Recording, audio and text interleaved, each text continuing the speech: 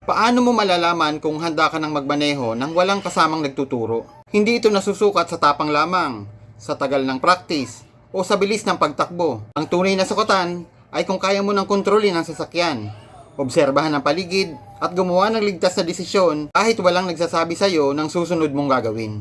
Narito ang top 6 na senyales na maaring handa ka ng magmaneho na mag-isa. Number 6. Kontrolado na ang arangkada at pagpreno. Hindi na biglaan ang iyong pagtakbo at paghinto.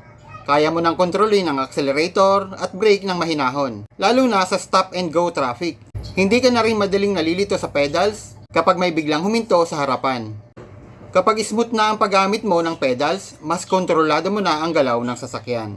Number 5. Kaya mo nang panatilihin ang tamang lane position.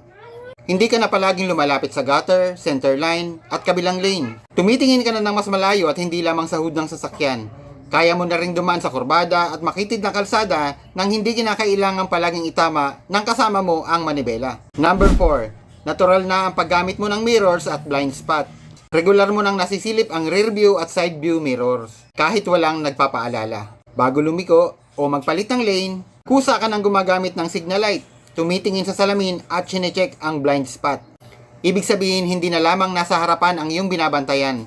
Alam mo na rin kung ano ang nasa likod at magkabilang gilid ng sasakyan. Number 3. Hindi ka na madaling mataranta sa busina at maling ruta. Kapag bumubusina, hindi ka na agad kumakabig, bumibilis o gumagawa ng delikadong desisyon. Kapag nalampasan mo ang likuan, kaya mong dumiretso at humanap ng ligtas na paraan para makabalik. Tandaan, ang maling ruta ay madaling itama. Ang aksidenteng dulot ng panik ay hindi maaring mabawi. Number 2. Kaya mo nang mag-reverse at magparada ng mahinahon. Hindi kailangang isang atrasan lamang para masabing mahusay ka na. Ang mahalaga, mabagal, kontrolado at marunong ka nang tumingin sa mirrors, paligid at blind areas. Kapag hindi tama ang pwesto, kaya mo nang huminto at muling mag-adjust nang hindi natataranta. At ang number 1, nakakagawa ka na ng ligtas na desisyon nang hindi iniutos.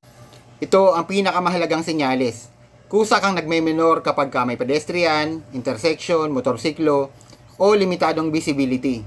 Nag-iiwan ka ng sapat na distansya at hindi mo na ipinipilit ang right of way kapag may panganib. Hindi ka basta sumusunod sa busina, navigation app, o utos ng pasahero kapag alam mong hindi ligtas ang galaw. Mga ka-driver, ang pagiging handang magmaneho mag-isa ay hindi lamang nangangahulugang wala ka ng pagkakamali o kaba. Ang ibig sabihin nito ay kaya mo nang kontrolin ang sasakyan, manatiling kalmado, at piliin ang mas ligtas na desisyon kahit walang gumagabay sa tabi mo.